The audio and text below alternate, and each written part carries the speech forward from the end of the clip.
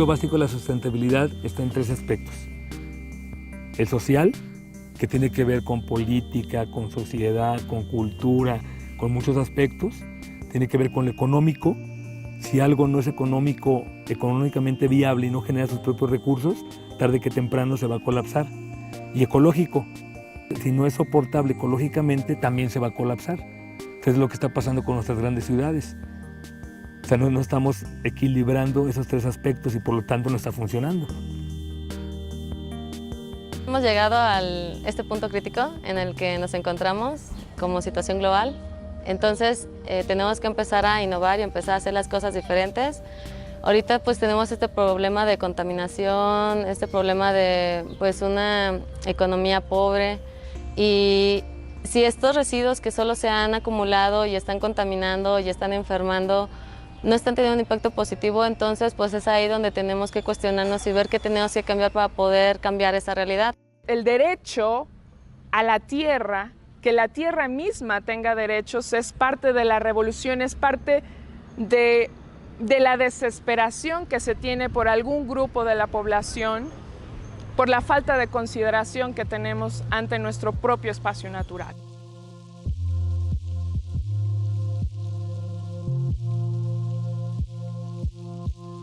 En primer lugar está la toma de conciencia. Yo creo firmemente que necesitamos utilizar las nuevas tecnologías o crear tecnologías para subsistir de una mejor manera.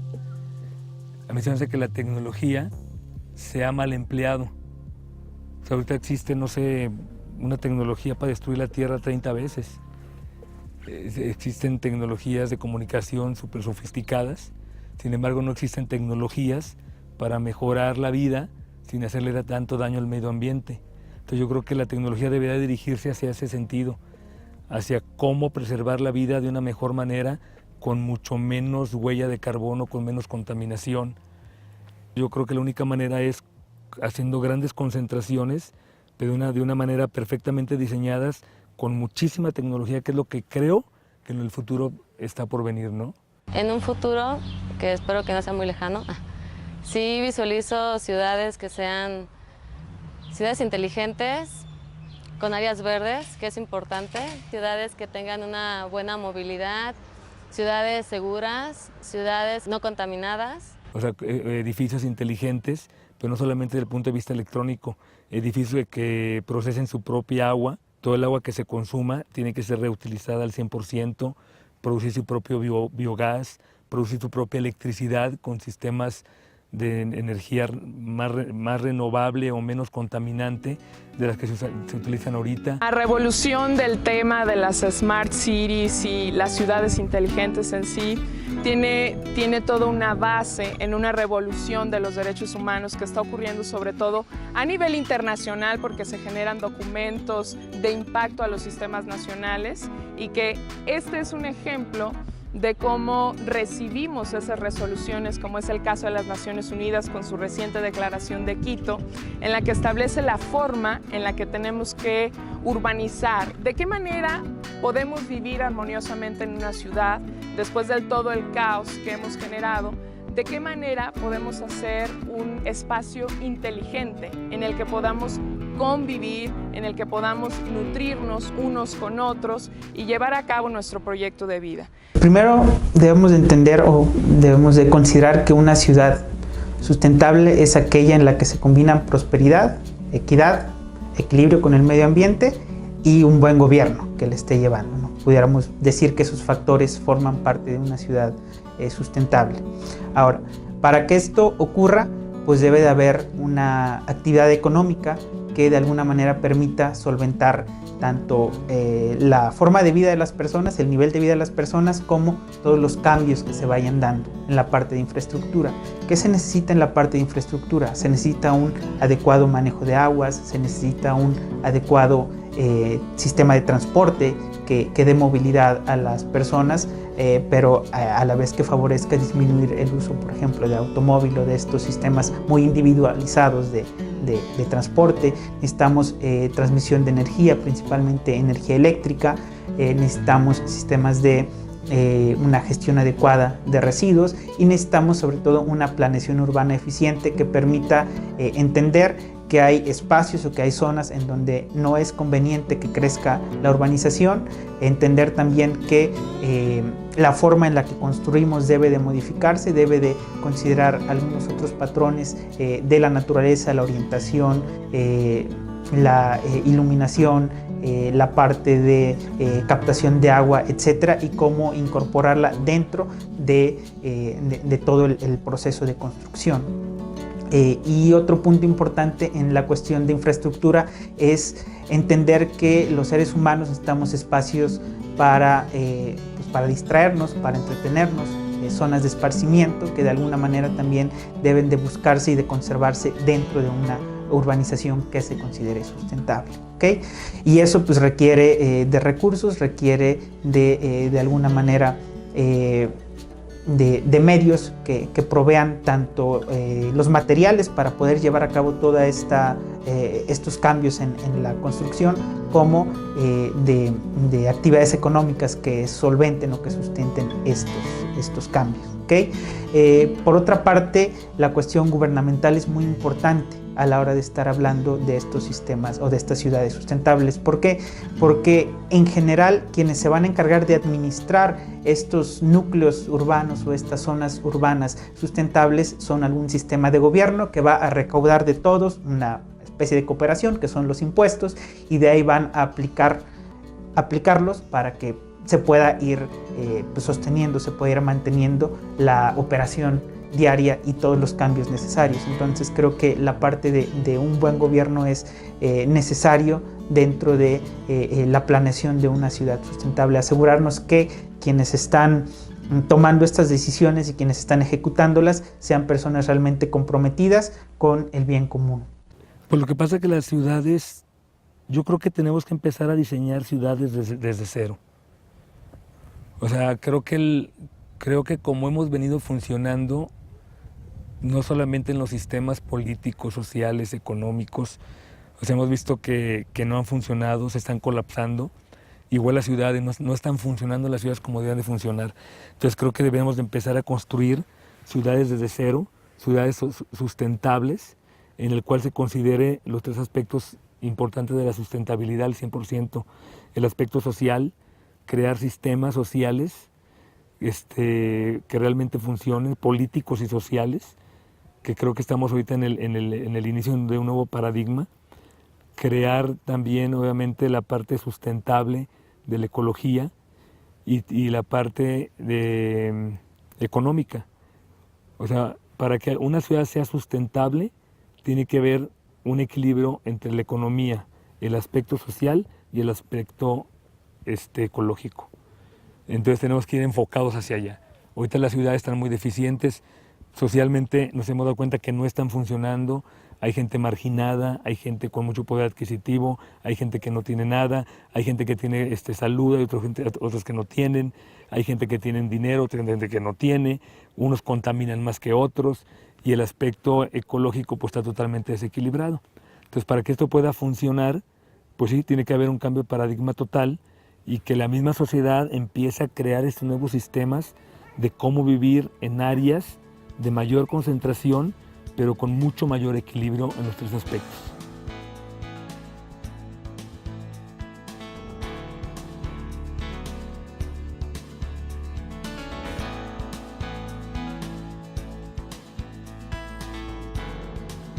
Construir sustentablemente abarca desde la planeación, desde el diseño de un proyecto, por ejemplo, desde el boceto. Requiere más que solo pensar en algo estético, en algo que te vaya a servir, sino que en algo que pues, pueda hacer un daño no tan grande al medio ambiente. Porque, por ejemplo, la construcción es de las cosas que más contaminan el universo. Entonces, se tiene que planear bien las cosas, se tiene que diseñar de una forma que pueda ser sustentable y amigable. Lo que se tiene que saber para poder hacer un buen diseño bioclimático es conocer las características propias del lugar donde se está diseñando, saber la cantidad de lluvia que cae, cuáles son los vientos dominantes, la posición con respecto al ecuador, todas las condicionantes climatológicas que están en un proyecto de construcción. En realidad, toda la arquitectura, siendo riguroso, tendría que ser bioclimática.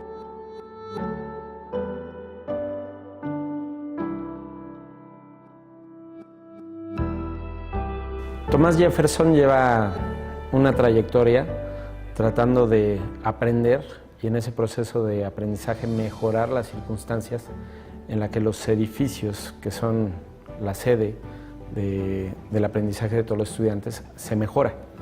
Esta construcción de la preparatoria creo que es el pináculo, es la graduación de todo ese proceso de aprendizaje que se ha llevado a cabo desde hace aproximadamente tres años, empezando con Zona Esmeralda. Continuamos con Guadalajara y ahorita esto es la cereza del pastel, ¿no? Es el edificio en donde estamos aplicando todos los conocimientos que adquirimos previamente para llegar a la cumbre de lo que puede ser un edificio único en su tipo. También parte de buscar que los estudiantes estén aprendiendo más es generarles condiciones en las aulas que estimulen todos sus sentidos. Cuidamos mucho la parte acústica, cuidamos que todas tanto las paredes como el plafón como el piso tengan ciertas propiedades que permitan que ellos puedan entender y escuchar perfectamente lo que les dice el maestro para aprender. El hecho de tener iluminación natural dentro de los salones hace que se generen o se despierten ciertas hormonas en los estudiantes que permiten que tengan también mayor apertura al aprendizaje. Construir en sí es un reto, pero hacerlo cada vez con unos niveles más elevados de calidad, con unas exigencias más elevadas de todo lo que es la protección al ambiente, el entorno, la sustentabilidad, eso es el reto. Conseguirlo en los tiempos, con las eficiencias, con todo lo que realmente demanda el alumno, eso es el reto. Actualmente la construcción es una de las grandes generadoras de consumo de energía, de agua, de recursos.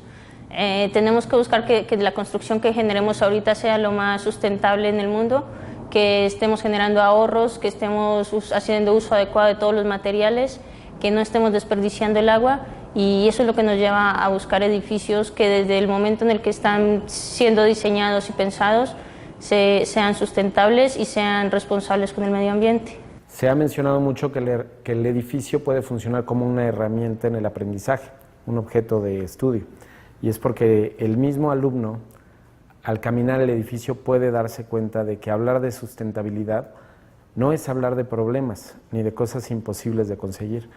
Él puede tener la vivencia cotidianamente de todas las prácticas que nosotros tratamos de implementar y a su vez va a tener la capacidad de permearlas, no solamente en su casa, sino con sus compañeros, con sus amigos, con su familia, con todas las personas con las que él cotidianamente convive.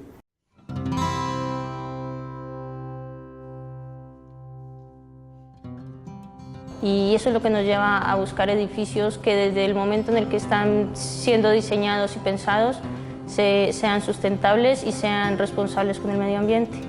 Lo primero es la concientización. A lo mejor para nosotros pues es algo pues, que sabemos mucho, que escuchamos mucho. Bueno, en mi caso pues es algo de todos los días, ¿no? Pero muchas personas no tienen ni idea de qué está pasando, ¿no? Sobre todo en las comunidades rurales. Tú vas a las comunidades rurales y ves que las personas avientan la basura a las barrancas, ¿no? Y a esas personas pues es su día a día, ¿no? Es lo que hacen. Entonces pues primero es la concientización y después puedes llevar a la práctica acciones sustentables, ¿no? Reciclar, no utilizar mucho el automóvil, buscar el transporte público, etcétera, etcétera. Para impartir la educación ambiental se debe de tomar en cuenta las tres áreas principales del medio ambiente, que es agua, aire y suelo, y cómo las actividades humanas la han afectado. En cuanto a la parte del agua, tenemos escasez de agua porque se están sobreexplotando los pozos, sobre todo, que es la principal fuente de agua, y el agua que es superficial se contamina. En cuanto a suelos, al momento de que construimos ciudades para habitarlas, estamos obstruyendo las capas de suelo. El suelo pasa por un proceso muy lento de formación. Aproximadamente para que se forme 1 centímetro de suelo toma un siglo. Es por esto que es un recurso no renovable y que estamos desperdiciando al momento de cubrir con concreto. En cuanto a aire, al momento de que tenemos actividades humanas, principalmente al quemar combustibles fósiles, estamos liberando diferentes gases a la atmósfera. Estos cambian la composición y nos generan el cambio climático y la lluvia ácida. Nosotros como papás que echamos a perder o que experimentándonos ya nos dimos cuenta que no funcionamos como pensamos, pues ahora hay que educar a los niños para que entiendan en qué nos equivocamos nosotros, y creo que la labor de nosotros está en hacerles entender ese aspecto, ¿no? O sea, nos fuimos por el aspecto del consumo, pero no cuidamos el aspecto social y el aspecto ecológico. Entonces creamos grandes inventos o grandes descubrimientos o mucha tecnología, pero sin ese aspecto social y ecológico. Entonces ya nos dimos cuenta que fallamos. Entonces ahora tenemos que aprender a hacer política diferente, socialmente responsables, no dejarle todo a la base religiosa, sino que crear nuevos paradigmas en los cuales sea mucho más integrador, el entender que somos una unidad y que todos somos una parte de una primera esfera de conciencia, ¿no? Y que eso, pues, lo que yo haga mal va a repercutir no solamente en mí en el futuro, sino a todos los demás.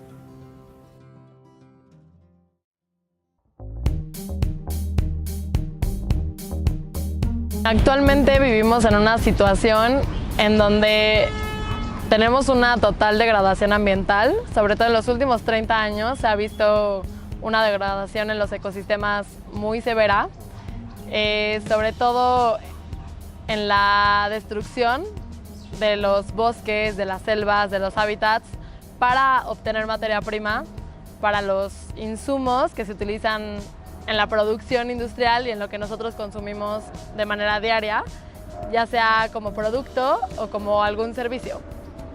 Por ejemplo, el gas natural, aunque no es una energía fósil, es una energía limpia.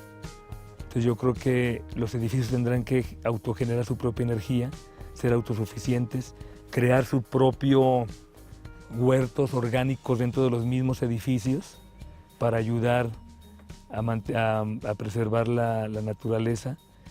Y más que explotar más la naturaleza afuera de las ciudades, es explotar más las ciudades.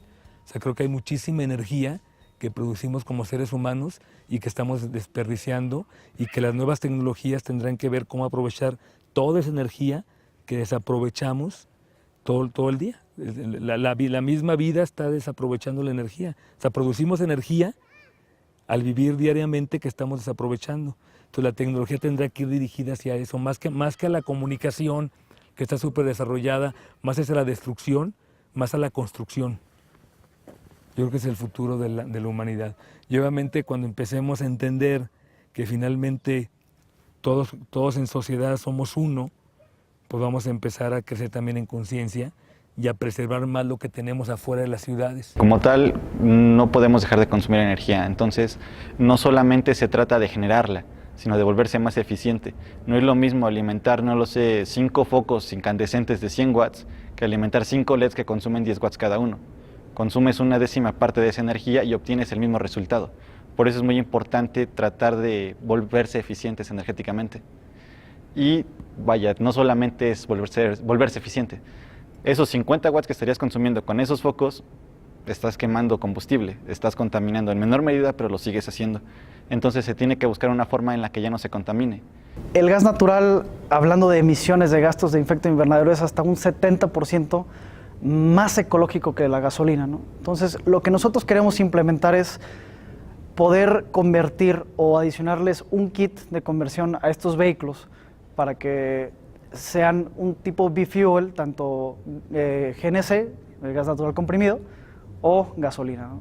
Entonces se instala un cilindro en la parte de atrás del carro y con eso andamos en 370 kilómetros, y el tema de gastos de efecto invernadero, pues al ser un hidrocarburo con emisiones más bajas que, por ejemplo, de dióxido de carbono o de gases NOx, son totalmente saludables tanto al medio ambiente.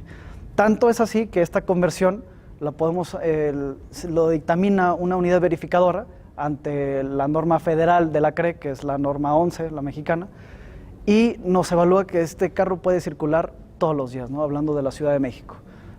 Teniendo este holograma, nosotros estamos aportando, o más bien disminuyendo todas las emisiones de gasto de efecto invernadero, ¿no? Bueno, y sabemos que todos estos gases de efecto invernadero que liberamos generan una serie de problemas, ¿no?, para el mundo, para todas las especies, tanto humana como todas las que habitan el planeta, y siendo el calentamiento global la más conocida, que surge de todos estos gases de efecto invernadero que generan una capa alrededor del planeta en la que dejan entrar los rayos del sol, pero ya no dejan salir. Entonces se aumenta la temperatura de la Tierra y esto genera causas fatales, por ejemplo el deshielo de los polos.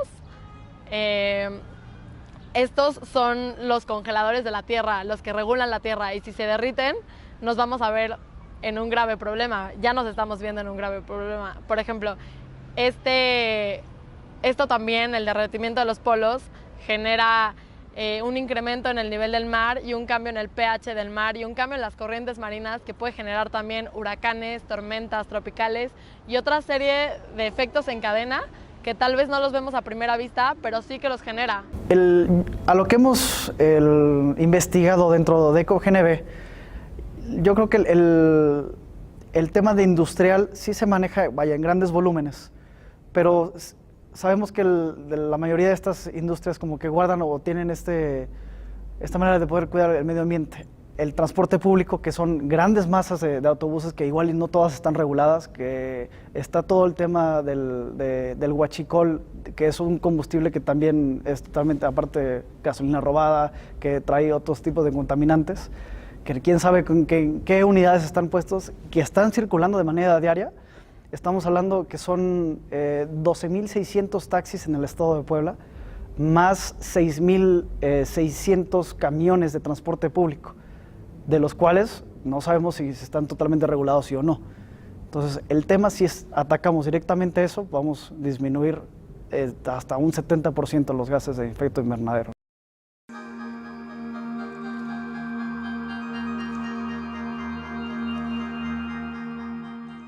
Yo considero que al final del día la sustentabilidad va a ser una estrategia o va a ser un medio que nos va a permitir permanecer, trascender como especie, ¿no? Al final del día el concepto, el contexto de sustentabilidad está enfocado en satisfacer necesidades y por lo cual de alguna manera implica que podamos perdurar a lo largo del tiempo. Básicamente eso es lo importante, lo esencial para mí del tema de sustentabilidad y que tiene varios matices o varios puntos a su alrededor que van a poder permitir lograr básicamente el equilibrio entre economía, sociedad y medio ambiente, que permiten pues, que el desarrollo de la humanidad, el desarrollo de todas nuestras actividades pueda continuarse llevando en el tiempo con una misma calidad o con una misma intensidad.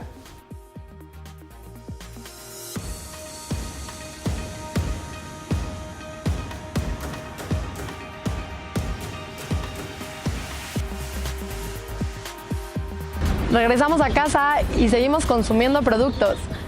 ¿Qué es lo que pasa también en las ciudades? Muchas veces no tenemos lo que tenemos en el campo, ¿no? Que es todos estos entretenimientos naturales, por así decirlo. Entonces vamos al cine, generamos emisiones, vamos al teatro, generamos emisiones, vamos a comprar cosas, vamos a cenar, vamos a las tiendas. Eso es algo mucho de ciudades, este consumismo desmedido, que no es por necesidad, no es porque yo necesito un par de tenis, es porque ya salieron los tenis nuevos, ¿no?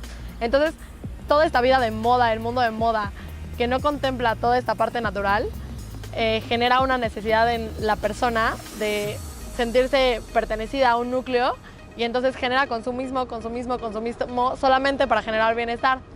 Ustedes saben que, por ejemplo, en Estados Unidos, que es de los lugares principales en donde se generó el consumismo, fue algo creado para la economía. Entonces hay que ser muy inteligentes en esa parte y saber diferenciar entre las cosas que necesitamos comprar y las cosas que no necesitamos, y es una necesidad generada por la mercadotecnia para que nosotros demos más dinero a alguien más y más basura al planeta.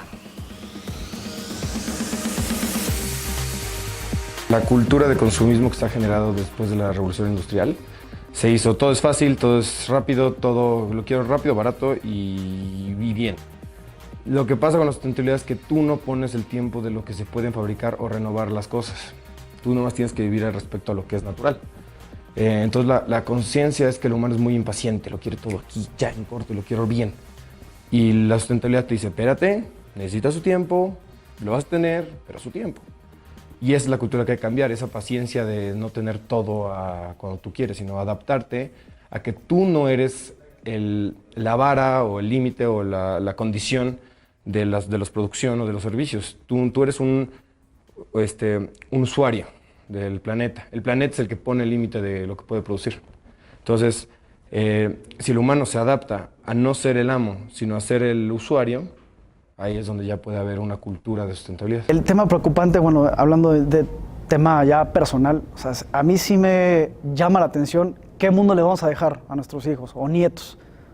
Si ahorita estamos en temas de calentamiento global y no estamos haciendo nada ahorita, imagínate lo que va a pasar en 30 años, ¿no? Entonces, la importancia de que los niños empiecen a agarrar este tema green, este tema ambiental, que sepan, ya sabes, cuidar el agua, cosas muy sencillas que nos puedan apoyar tantito, que lo podemos ver exponencialmente a través de los años, ¿no? Entonces, es una tarea, ya sea para los papás, para los maestros, inculcarles a los niños desde chicos qué es lo que quieren, una ciudad modelo, una ciudad de cero emisiones, que algo que ya están consiguiendo varias ciudades, por ejemplo en Estados Unidos, en el estado de California. O sea, ¿por qué estamos años luz de las normas que ellos tienen, ¿no?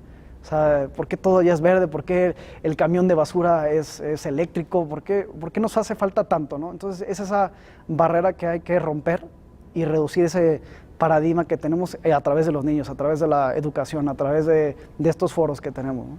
Lo que hicieron muchos países después de la Segunda Guerra, que fue todos los cambios importantes en el mundo, sobre todo en Europa, fue incentivar una cultura de sustentabilidad. Algunos fue por decisión y el país se puso de acuerdo y hizo incentivos, y otros fueron por necesidad. Por ejemplo, Alemania son muy eficientes y muy medidos en lo que hacen, no porque fuera así, sino porque así tuvieron que serlo. Después de la Segunda Guerra Mundial, la Guerra Fría, no tenías para comer más que lo que tenías, y no podías hacer un banquete enorme y comer como loco y quedar lleno, porque pues no. Entonces se puso esa cultura de moderación desde antes. Se cae el muro de Berlín, cae la Unión Soviética, se vuelve a construir Europa, la Unión Europea, y lo que hacen muchos países es ponerse de acuerdo de que su continente es pequeño, realmente sí tienen recursos, pero no tienen tantos, ni tantas riquezas naturales. Y tercero, está muy poblado, la densidad poblacional de Europa es alta. Entonces, ¿qué hicieron? Se pusieron de acuerdo para moderar esos flujos de energía y materia que entran. Estos ciclos de consumo en los que estamos acostumbrados a extraer de manera sistemática se pueden regenerar a manera de que la extracción dé permiso a la naturaleza de regenerarse, y esto combinado con cultura y con hábitos de consumo mesurados, ¿no? Entonces, de esta manera pasamos de una extracción lineal a una extracción inicial circular, en la que seguimos en un ciclo en la que después el consumidor consume lo que necesita consumir, y en vez de tirarlo a la basura, lo recicla y lo regresa a estos métodos de extracción. Entonces, aquí estamos cerrando el ciclo de la vida del producto. Por ejemplo, hay una tienda de tenis que tiene un claro ejemplo de este sistema que se llama de la cuna a la cuna, en la que el usuario compra los tenis, los usa en la vida del producto y posteriormente los regresa a la tienda. Entonces, ¿ahí qué está pasando? La tienda se está haciendo responsable de su producto, lo regresa a la tienda y después la tienda compostea el algodón y lo manda a sus campos de agricultura. Y por otra parte, con polímeros compostea el plástico del tenis y lo vuelve a transformar en productos del tenis. Entonces ahí, en vez de estar teniendo extracción, desecho, basura y aumentar los basureros del mundo, estás teniendo un ciclo perfecto en el que cierras la vida de tu producto y no tienes una huella ambiental importante.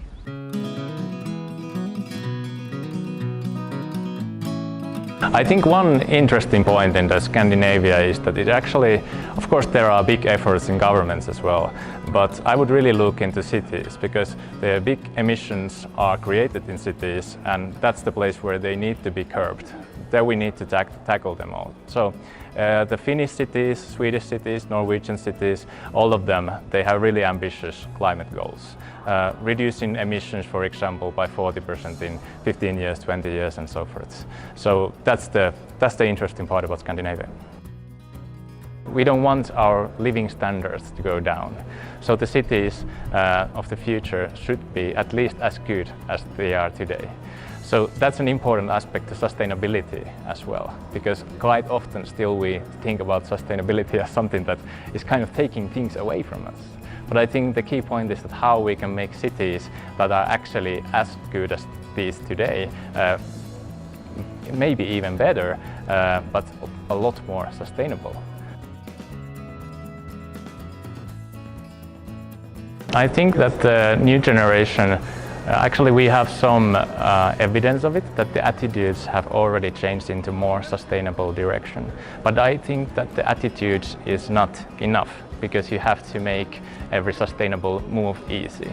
We know that very well from behavioral science that in case we want to be sustainable, but if it's really difficult, we usually fail to do that. So if this happens at the same time, that the attitudes change and sustainable actions become more easy, then we start to win the game. Bueno, yo creo que la ecología es una parte fundamental, que tenemos un reto por delante. Nosotros, como empresa sueca, en recogida de residuos inteligente, pues estamos bastante focalizados en el tema y creemos que tenemos un reto por delante en este mundo. En Suecia hemos hecho ya unos avances muy importantes, en España y en Centro Europa estamos avanzando también, y aquí poco a poco esperamos que cada vez tiréis menos residuos al vertedero. Actualmente en muchos países no se sabe ni qué hacer con la basura. Lo que no sabe la gente es que para reciclar hay que gastar. Lo más barato es deshacerse de la basura, tirarla en una cuneta y ya está. Si luego quieres que tengas un mundo cada vez mejor, tienes que gastar dinero para separar más y para aprovechar los residuos. Actualmente uno de los retos fundamentales que tenemos en Europa es vertido cero, llegar a que todos nuestros desechos no lleguen a vertederos, sino que se utilicen como materias primas, pues el orgánica en biogás o en compostaje, incineración en algunos casos, coger por ejemplo los PET y hacer prendas, etcétera, ¿no? Pero seguimos viendo que hay una isla en el Pacífico gigantesca de contaminación, ¿no? O sea, que por eso decía que hace falta un gran recorrido para que sea el ciudadano, que es donde está sobre todo la fórmula, lo interiorice y piense que lo que está desechándose en el cubo de la basura, si lo separa, es fundamental.